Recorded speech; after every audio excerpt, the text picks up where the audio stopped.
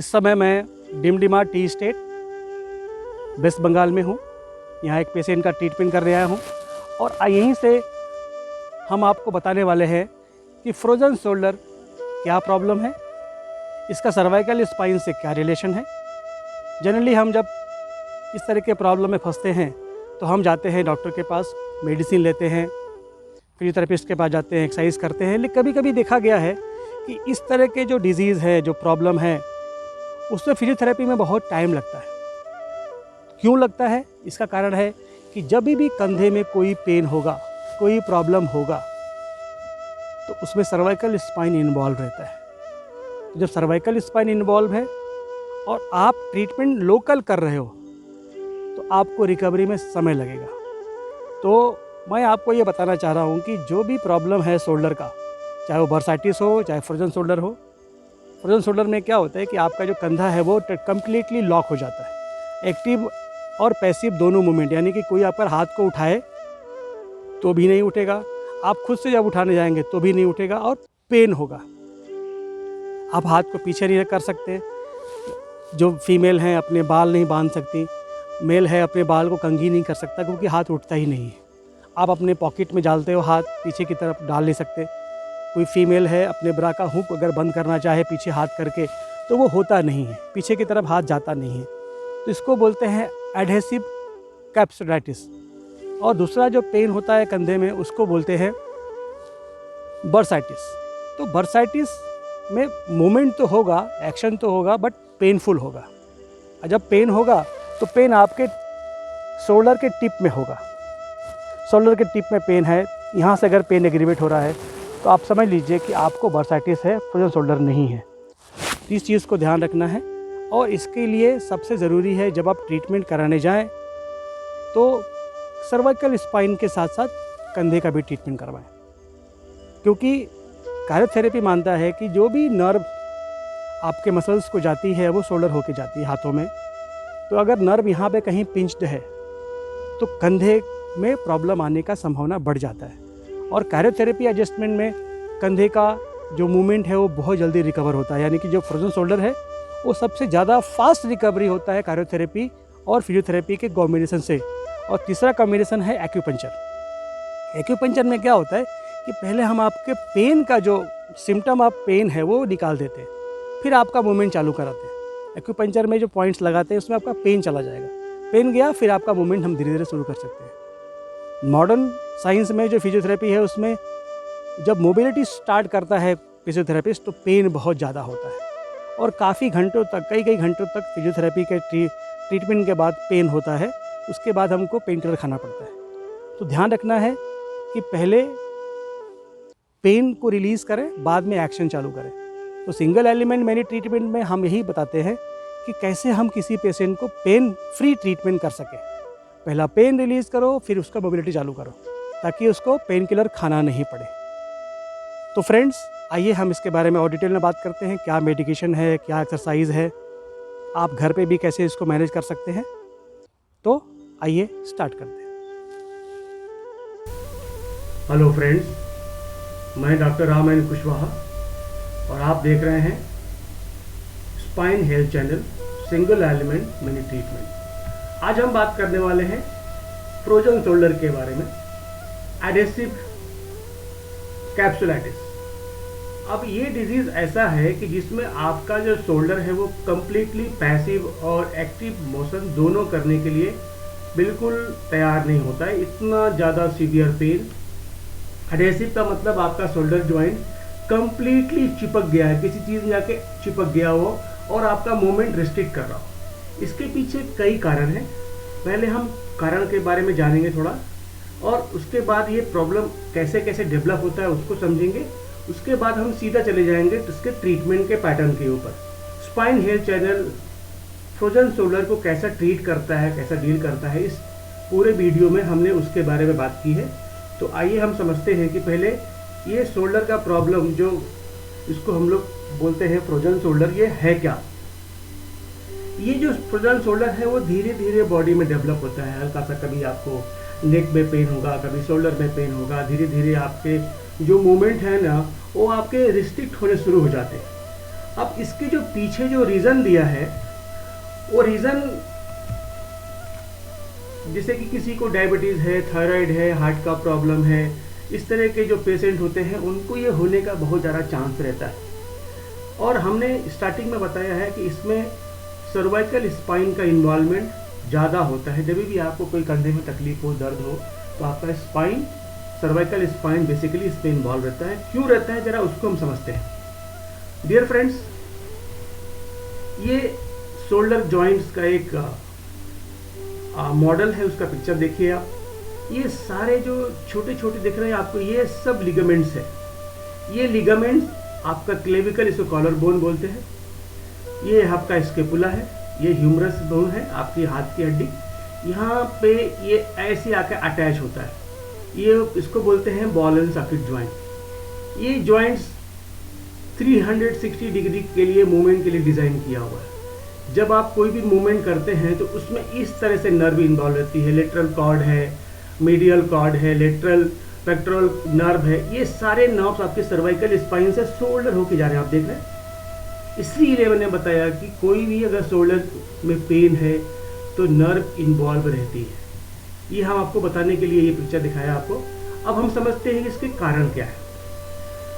कारण जो भी हमारे डेटा में या गूगल में या जो भी मेडिकल साइंस में है, उसमें प्रॉपरली ये नहीं बताया गया कि ये एक्चुअली स्पेशली इसका रीज़न क्या है, एटियोलॉजी क्या है। लेकिन इसमें कुछ डिजीज़ इन्वॉल्व हैं, जैसे डायबिटीज़ हो गया, हार्ट डिजीज़, थायराइड, जैसे मैंने पहले बताया, पार्किंसन डिजीज़, किसी को स्ट्रोक आया हो, या फिर किसी को शोल्डर में कोई सर्जरी हुआ हो, पोस्ट सर्जिकल इफेक्ट भी हो सकता है, कुछ चोट लगी हो।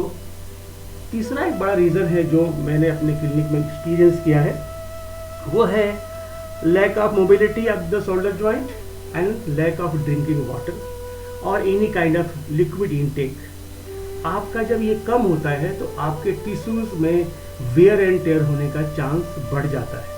तो dear friends, shoulder, frozen shoulder में कोई भी प्रॉब्लम, यानी कि फ्रोजन शोल्डर का प्रॉब्लम डायरेक्टली आपके लिक्विड इनटेक और आपके मोबिलिटी से जुड़ा हुआ है। दूसरा, अगर आपका सर्वाइकल स्पाइन बहुत ज़्यादा हाइपर है, बहुत ज़्यादा स्ट्रेस्ड है, आपका ट्रापेजियस मसल्स, डेल्टॉइड मसल्स, तो आपको ये होने का चांस है। क्यों? कि जब आप पानी कम पीते हैं तो आपका जो टिश्यूज़ है ना वो ड्राई हो जाता है, और जब टिश्यूज़ ड्राई है उस एक्शन के समय, यानी कि जिस कंडीशन में अगर आपने कोई एक्शन कर दिया, जैसे कि बॉलिंग कर दिया, बैडमिंटन खेला, वॉलीबॉल खेला, या कोई भी जर की मूवमेंट किया, तो वहाँ से आपका जो लिगामेंट है वो इन्फ्लेम हो जाता है, कभी कभी टेयर भी हो जाता है। तो ये बेसिक रीज़न है।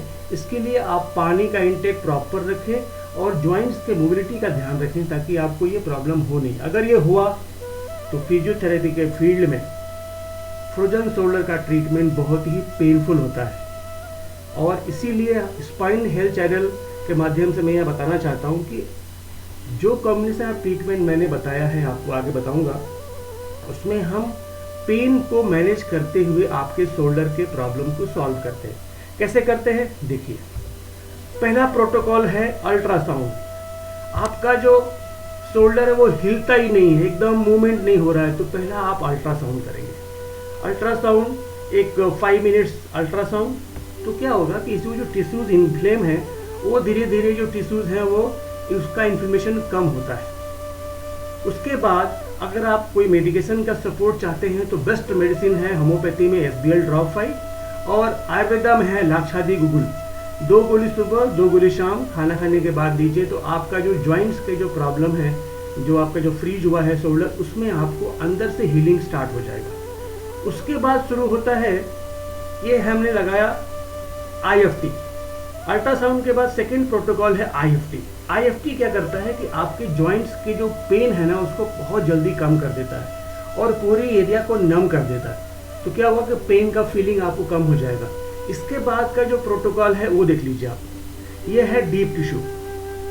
डीप टिश्यू जैसे आप स्टार्ट करोगे तो आपका जो इन्फ्लेमेशन है, टिश्यूज़ के अंदर जो इन्फ्लेमेशन हुआ है वो धीरे धीरे कम होना शुरू हो जाएगा, आपका मोबिलिटी बढ़ना शुरू हो जाएगा, पेन रिड्यूस हो जाएगा।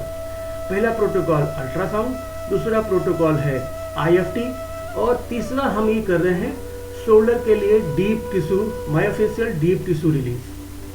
तो डियर फ्रेंड्स, आप अगर इस प्रोटोकॉल पे जा रहे हैं तो आपको शोल्डर को ठीक करने में, फ्रोजन शोल्डर को ठीक करने में दर्द कम होगा या ना के बराबर होगा। जिससे दर्द कम हुआ, फिर धीरे धीरे आप अपना मोबिलिटी स्टार्ट कर दीजिए, क्योंकि मोबिलिटी स्टार्ट करने के लिए बहुत सारे दूसरे एक्सरसाइज हैं, लेकिन क्लिनिकल एक्सरसाइज में दो चीज़ ज़्यादा इंपॉर्टेंट है। एक है शोल्डर लेडर के ऊपर मूवमेंट करते हैं हम फ्रंट से साइड से, उसके बाद है शोल्डर पुली। शोल्डर पुली भी आगे आपको बताएंगे। शोल्डर पुली से धीरे धीरे अपने हाथ का मोबिलिटी आप बढ़ाते हैं। फिर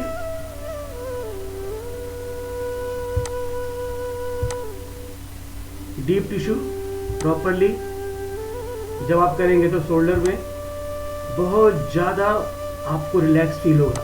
क्यों कि दिन भर तो आप काम करते हो, आप बिजी रहते हो, आपको मालूम नहीं पड़ता है, लेकिन जैसे आप रात को सोने जाओगे, अगर आपको फ्रोजन शोल्डर है तो फिर आप समझ लो कि आपका दर्द इतना बढ़ जाता है कि फिर बिना पेन किलर खाए आप सो नहीं सकते। और मेरा यही कहना है कि जो भी प्रोटोकॉल में बताया उसमें आपको पेन किलर नहीं खाना पड़ेगा, और पेन किलर से जितना आप दूर रहें उतना अच्छा। 2 दिन 4 दिन के लिए आप कोई भी एंटी इन्फ्लेमेटरी मेडिसिन ले अपने डॉक्टर से पूछने के बाद, वो ठीक है, लेकिन आप ज़्यादा इसका इस्तेमाल ना करें। डीप टिश्यू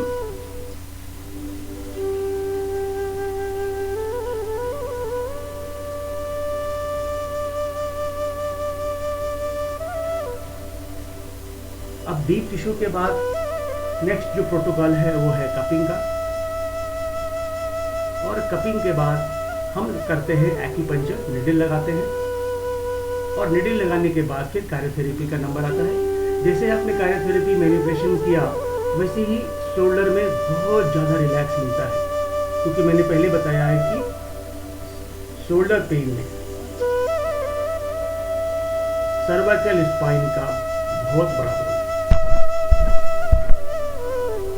ये मैंने इतने सालों के अपने फिजियोथेरेपी करियर में हमने देखा है कि जैसे आप शोल्डर फ्री करते हैं, नेक फ्री करते हैं, शोल्डर भी धीरे धीरे फ्री होना शुरू हो जाता है।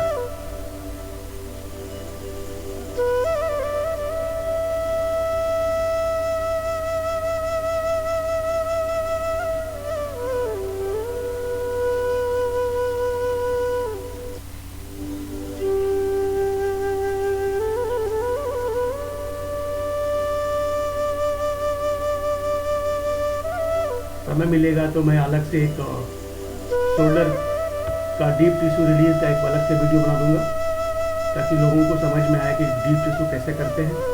देखिए अब हाथ का मूवमेंट भी चालू हो गया, धीरे धीरे उठना शुरू हो गया। तो ये है magical combination for treating frozen shoulder.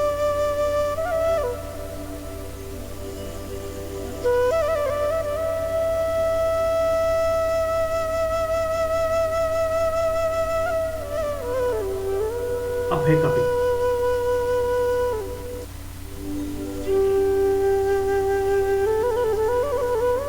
इस पॉइंट्स को ध्यान रखिए फ्रेंड। इस प्रोटोकॉल में कपिंग थेरेपी का भी एक इम्पॉर्टेंट रोल है। जैसे आप कपिंग करते हैं उससे आपका जो इन्फ्लेमेशन है वो धीरे धीरे कम होना शुरू हो जाता है। आपके लिगामेंट्स में जो स्वेलिंग है वो कम होनी शुरू हो जाती है। बॉडी का सेल्फ हीलिंग पावर बढ़ जाता है। देखिए मैं एक सर्वाइकल स्पाइन के बेस पे मैंने लगाया है, ये सर्वाइकल डॉर्सन जंक्शन में एक कप लगाया हुआ है। अब इसको निकालना है। निकालने के बाद देखिए इसको 5 मिनट to 10 मिनट्स रखना है। 5 to 10 मिनट्स के बाद जब निकालेंगे तो आपको इस तरह का कलर नजर आएगा। जितना कलर ये डार्क होगा उतना आप इन्फ्लेमेशन ज़्यादा होगा, ये समझ लीजिए आप। देखिए नेक में ज़्यादा डार्क दिख रहा है। उसके बाद है एक्यूपंक्चर। एक्यूपंक्चर निडल लगने के बाद इसको आपको मिनिमम 25 मिनट to 30 मिनट्स रखना है। आप चाहें तो इसमें इलेक्ट्रॉनिक स्टिमुलेटर भी लगा सकते हैं। जहाँ इलेक्ट्रॉनिक स्टिमुलेटर लगाएंगे तो आप इसको रखना है 15 से 20 मिनट, उसके ऊपर रखने की ज़रूरत नहीं है। इसमें आप देखिए ये एक पॉइंट लगा हुआ है, ये फ्रोजन शोल्डर का ये एक मैजिकल पॉइंट है। अगर आपने यहाँ पे सिंगल नीडल लगा के भी स्टिमुलेशन कर दिया तो भी शोल्डर के पेन में बहुत रिलीफ मिलता है। ये पॉइंट तो ध्यान रखिए। इसके बाद है manipulation, dorsal cervical junction manipulation. देखिए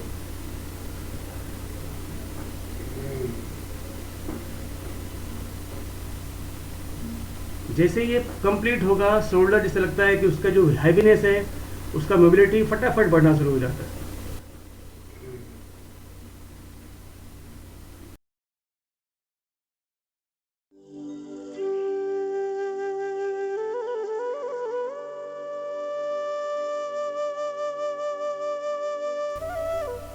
ये हैं यशोदा मैडम, इसके पहले सुनील थे। यशोदा मैडम तो ये आती हैं मरोल से, इनका शोल्डर में बहुत पेन, एकदम हाथ फ्रीज हुआ था। अब आप देखिए एक 5 डेज के ट्रीटमेंट में इनका हाथ का मूवमेंट देख लीजिए आप, एक हाथ नीचे की तरफ पुश कर रहा है, दूसरा धीरे धीरे ऊपर की तरफ जा रहा है। ये राइट हैंड इनको प्रॉब्लम था, ये जो राइट हैंड देख रहे हैं आप, ये भी प्रॉब्लम था। अब देखिए राइट हैंड कितना ऊपर जा रहा है, शोल्डर पुलिंग। ये फिजियोथेरेपी क्लिनिक में हम लोग ये फैसिलिटी प्रोवाइड करते हैं ताकि बिना किसी वेयर एंड टेयर के हम शोल्डर के प्रॉब्लम को सॉल्व कर सकें। Shoulder pulling standard protocol for increase mobility off shoulder joint. ये है शोल्डर व्हील। जब आपका सर्टेन लेवल तक आपका एक्शन शुरू हो जाए, पेन रिलीज हो जाए, तो ये आपको एक रेजिस्टेंस फिक्स करके हम लोग इसको 10 times one side and 10 time reverse side करवाते हैं। ये है shoulder pulling.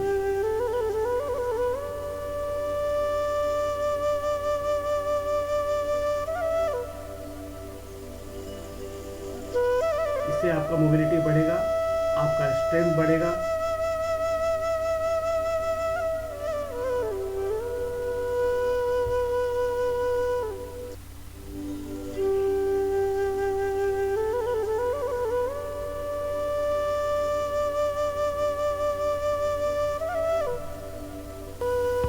Thanks for watching this video till end dear friends.